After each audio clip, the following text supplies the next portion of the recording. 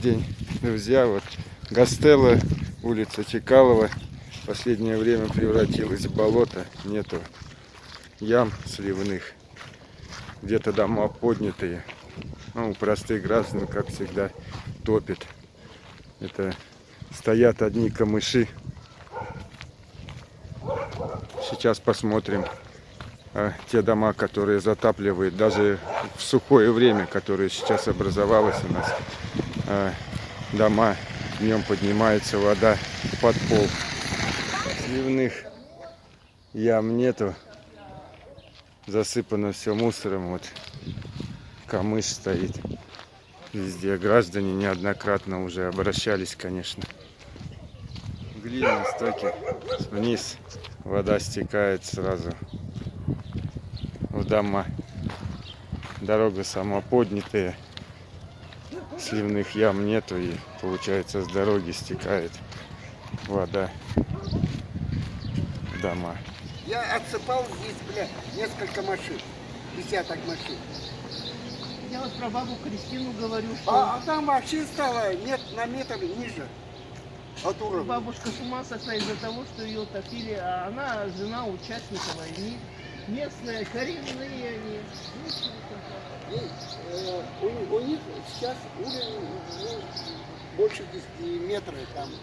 В доме в самом. Да. Больше метра стало, ниже уровня дороги. Вот у меня на бугре домик стоит, никогда не топил. Последние 3 года прямо на пол вода выходит, и хочу, и для издевательства такое. Возможность подключиться, а зимой у них там побежала на углу.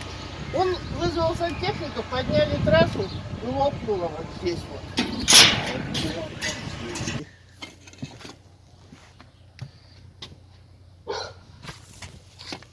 Вот они в этом доме. О, если сейчас не откачаю, утром уже на пол выйдет вода.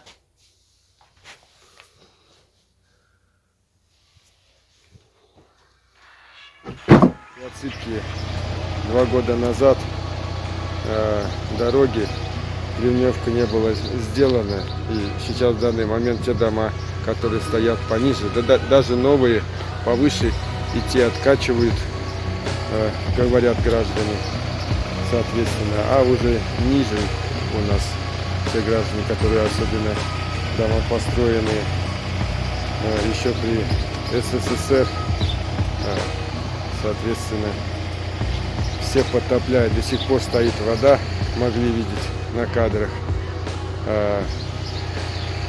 Каждый день они откачивают ее.